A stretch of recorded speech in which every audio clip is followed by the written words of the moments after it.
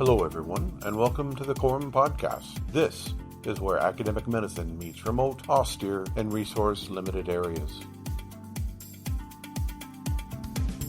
Welcome back to the program. This is Aebhric O'Kelly. This week, we are with Rabbit, who is a SOF medic here in Germany. Rabbit, welcome to the podcast. Hello, good evening to everybody, wherever you are. So, tell us about yourself and what's keeping you busy. So, I did selection to the German Special Forces KSK 1998, passed course. I went to the Bravo Squadron at this time, became a team medic, did some deployments with my squadron.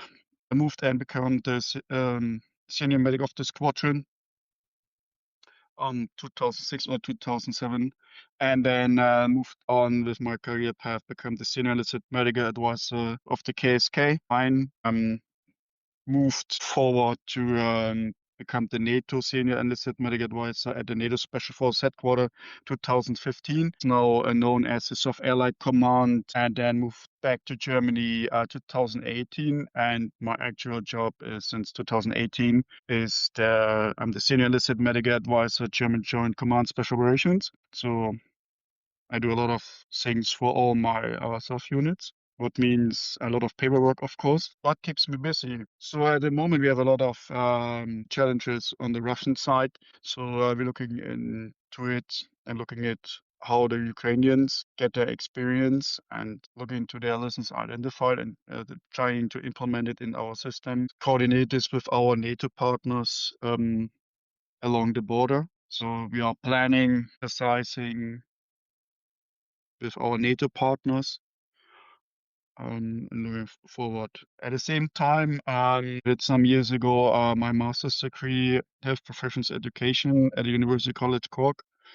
And at the moment, I'm preparing my PhD, and the topic is looking into the effects of higher education on post-traumatic stress disorder. How can higher education, and I'm talking about bachelor and master's degree, help people coming back to not normal life, but maybe to more irregular life? How can it help in the ways like structure, but also like to see the effects on the brain, how the brain is changing and bringing people back? That's what's the big two topics at the moment. So on my science life and also on my military life. So there's a lot that we can talk about there, but let's start with the PhD concept. So you're looking at how does PTSD affect someone who goes back into higher education after serving in the military? Yes. So my plan is to do it European-wide, work with different universities and military units. So what does it mean if somebody is diagnosed with PTSD? And I like to do two different kind of groups. One is military and one is raped females. Because if you look into the books, it says that the threat to the raped females is the same experience like a soldier in combat. And I like to combine both and say, okay, how can it help? And it's like not only, doing a questionnaire, it's like also to do a CT and MRT on the brains to see really how the brain is changing and how you get brain is building new nerves, new receptors. That's what I like to go for it.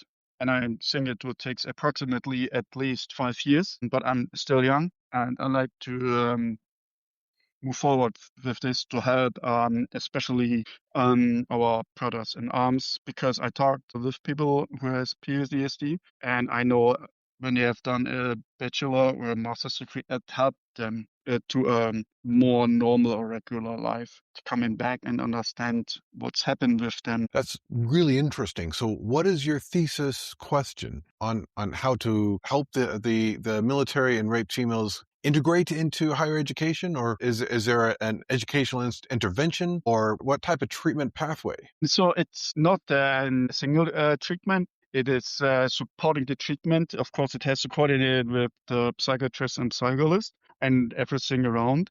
So the pathway is, does it support the treatment of the psychiatrist and psychologist if they get the opportunity to learn to get more structure and to rebuild the brain at the end? So that's what I'm looking at in it. It's not a single treatment. It's something to support the whole treatment of PTSD. Are you going to be doing some controlled trials as well as your literature review? But yes, of course, I will do definitely a control group. It's not only, yeah. So I talked with the German services and they will support us. So I have a control group in Germany and in Berlin. And then we can see the differences if somebody got the chance to do a bachelor or not. My assumption is there is a difference, a big difference. It's just like, it's not only that people, doing their masters in bachelor, it's also giving some kind of hope and some kind of support and some kind of a future. Because if you see a lot of soldiers who left the services with PTSD, if they get a job and they get something like a cab driver or a waiter, but if you give them an education, give them also hope what will help the healing of PTSD. That's really interesting. So you're looking at the fact that somebody who has PTSD who doesn't complete a bachelor's degree, then goes directly into postgraduate education, are going to fare better. Yes, so it's let's come a little bit more personal. I'm diagnosed with PTSD since 2021. Sorry. I did my bachelor beforehand, before I got diagnosed. I did my master's degree, and I talked to my professor from University College Cork, and she really helped me to go through. And because of I learned science to understand science better. I understood what's going on with myself because then I know what's happening in my brain, in my body when, I get flashbacks or something like this. And so I understood better how I can control it. Because, yeah, I talk about my personal experience, and I talked to some guys also who have PTSD and did the bachelor and a master's program, and they had the same experience. Still, it will take more time for people with PTSD to finish their degree, but it's restructured my brain and myself to say, okay, how does it works? And I learned better to analyze what's going on with myself. Sorry, my English isn't perfect. And why people reacting in some ways to when I go in a strange way, when I go to the rabbit hole, and really helped me to understand it better. And that's what I think, because it's not only me. It's I talked with a lot of people. They said, yeah, they got the same experience, but there's no study behind. And when you talk to psychiatrists or psychologists, for them it's an assumption it helps, but nobody did a study on it. My personal experience, I did my bachelor's degree as I was in the Army, 10 years I was in.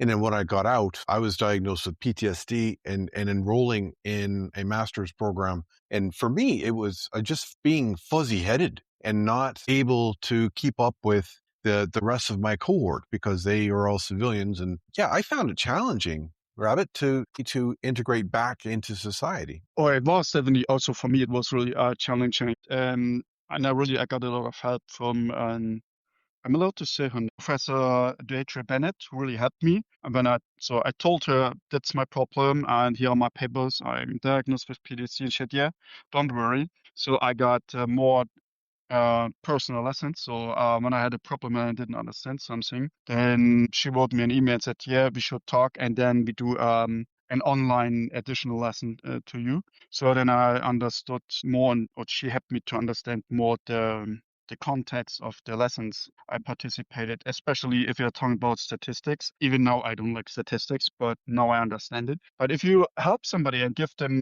the way or the help they need, then it's really helping them at the end. Look, you finished also your master's degree. Question to ask yourself, did it help you after you got your degree to come back to the society? It did. It took a while, and I went through several different programs. And going through my PhD now, it's also a challenge. It's fuzzy-headedness again, but having the master's degree helped me learn how to study at the postgraduate level. And the fact that it was a master's in psych kind of put things into order for me as well. So we'll see how this goes. At pushing 60 years of age, still trying to complete a PhD with a history of PTSD. Yeah, so that's what I like to research. Again, everything is an assumption, but it's the experience and the people I talked says it's helping people with PTSD. And then maybe then can challenge the services to pay for the master's program for people with PhD. Maybe we should create a master's program specifically for military people with PTSD to get them on their feet. Yeah, but definitely I agree. Especially you need additional or you need educator and trainer who understands the problems of soldiers with PTSD because because they have special needs. And to be honest, if I wouldn't have the support from Professor Bennett, I don't think I would have passed because she really was sitting down and was talking through details on my master thesis and on lessons. But that is really what people need. And then it takes time, of course. But yeah, why not?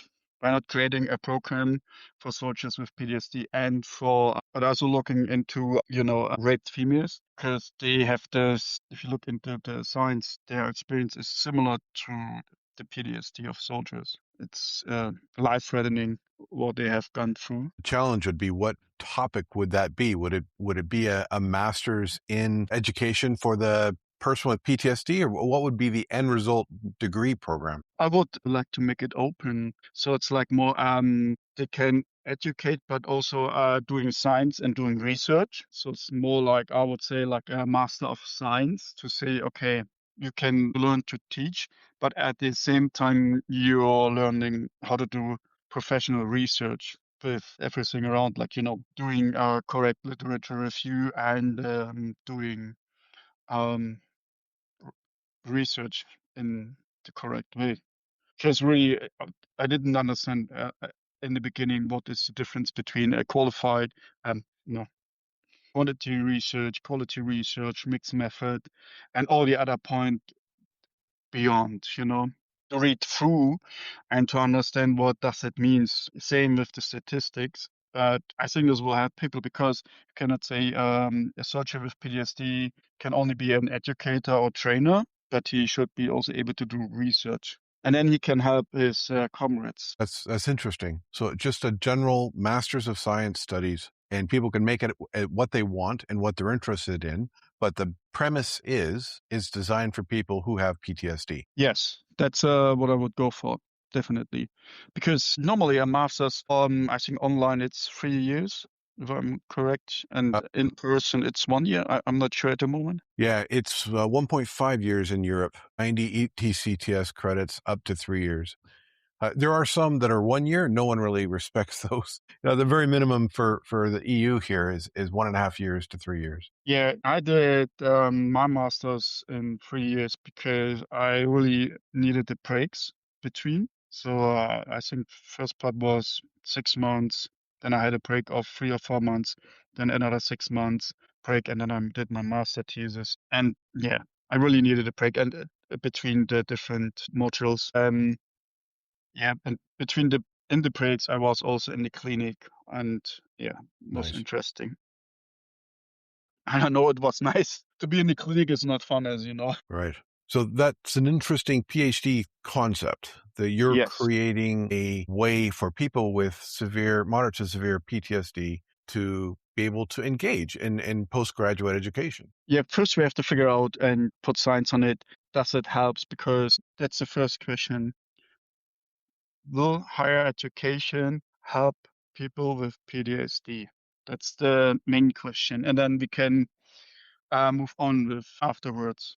Because first we have to do science and show everybody, yes, if somebody with PTSD do a bachelor or master's program, I'm focused more on master's program, it will help him to come back to a regular life. And then the next step is then creating a program, or what we can do also is we create a program, a special program, and say, okay, if you participate on the program and does it help, yes or no?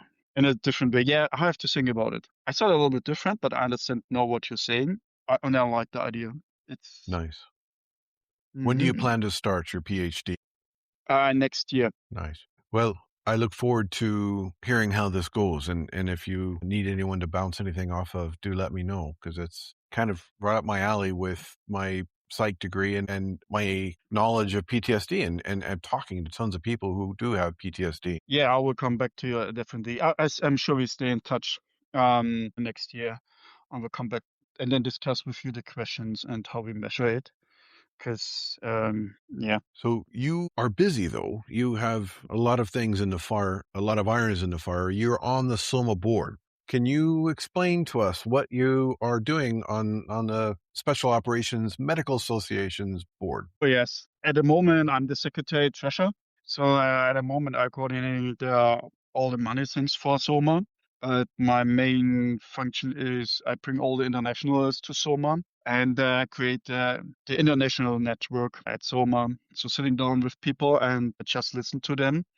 Um, and one of the most important point is for me sitting down with the young generation because they think in a different way. They have different experience than us, and they're more up to date than, let's say, our generation, and then implement this in the programs for the next years. So for next year, I'm going to become, or I go for the run for military vice president. So we'll see how this moves on, and then really look what does the young generation needs. And I think one of the challenges we have at SOMA is all nations they send their senior people, and we are missing the junior people because we have to bring together the next generation, the generation who just finished their SOF Medic education, as an example, and bring them together. Because we have our network, let's say senior people, but we have to bring together the next generation. I like that focus. I like seeing the younger generations show up to SOMA and contribute, not just be there as a member, but giving presentations as vignettes or just hearing them as they discuss their current situation, their current problems as a young junior medic. Yeah, when you talk to them, a lot of them, they are shy and they don't like to talk to the senior generation. So I invited to sit down with Mike Hetzler as an example and said he's famous and we don't want to talk to him because he knows everything and so on. And I told him, no, he likes to sit down with you to get your knowledge, how you see the world, to implement it in the training programs and to move on with all the programs he's supporting because we need the next generation. Just think about that. They are using now drones. If you think back in 10 years or even 5 years, no one from us was using drones in the medical world, bringing blood forward with drones as an example, or using artificial intelligence. And now the young generation is used to use all these drones and artificial intelligence. That's correct. Yeah. So these guys are dealing with stuff that we never had to deal with on the ground. And now this is a dynamic battlefield. There's no front line. Well, there never was a front line for us in SF, but there's no front line now, even for conventional forces. And it's the drones and the AI that are changing everything. Yeah, if you're going back to the 90s, I personally think life was much more easier because you got what you got and we got less information than the generation now. So they have to handle all the information at the same time, all the impacts, and then handle it. Yeah, back in the 90s, all I needed was to know Morse code as an 18 Echo, and I would make comms bouncing off a satellite or HF, and that was it. And now the 18 Echo on the team has probably more learning to do than the Delta because of all of this additional technology that they've got to learn. Yeah, totally agree. If you look into the 18 Echoes, it's more like a computer nerd today, right? But it's important because if you informations are critical, it's depending on time. It's so important to get as fast as possible informations and push it to the higher command so they can make decisions. It's really, really critical. It's not like more like, as you said, you have your 117 Foxtrot and then just get a connection. It's more like, okay, collecting, put it in data, send it to the higher command within seconds. But it's the same for the medic. They also have to learn to use artificial artificial intelligence and things like this, because this world is so changing. Just if you think back when we have gone to Afghanistan, I was there first time 2002. We didn't know anything about the country. Now they get so many new informations even before they deploy and with their rescue chain and so on. It's massive informations they have to deal with it. And at the same time, they should also be able to shoot, of course, if necessary. It's completely different. It is changing and evolving. And I'm grateful that we see discussions at SOMA and CMC on addressing the changing battlefield for the medic. Yes, it is definitely. And just think about back beginning of Afghanistan, we had just a small medic pack and that's it. And then you have to do, I would not use term prolonged field care or the prolonged field care, because if you compare it to today, it's nothing at the end, right? Everything has changed since then and it's really moving fast forward. And I don't see an end, to be honest. Just think about drones, evacuation of the patients with drones in the air, on ground, crazy. I Yeah. think it's Yeah. Well, it's our job to make sure that these conferences and the discussions that are happening in our own areas of opportunity is that we talk about this and we learn and we make sure that the young guys are going to hit the ground running with the best equipment and the best education. Oh yeah, definitely. We really have to train them in some way, the old way. So in case they don't get, access to internet or cannot use artificial intelligence, they can do it in the old way, but at the same time to have to learn the new way. And again, it's challenging. That's why I like to talk to the younger generation to get their input, and then we have to spread it out and just sit down with them and have a talk, drink a cup of coffee, or as a German, we drink beer. If you sit down with Irish, you have to drink whiskey. That's what I learned from OB. That's right. You do work for the University College Cork, don't you? And you're there quite a bit. Yeah, I'm teaching there some courses, and I love it because you have always international students on the courses, and it's really you get the impact from all sides, from all the different point of views in medicine from all the different nations, and it's fun, to be honest. So when you're in Cork, what is your favorite whiskey? I know, yeah, I prefer Bushmills and not a Jameson, to be I'm honest. with you on that one. I think Bushmills is far superior to Jameson. Yeah. But if you tell it OB, then it's Yeah.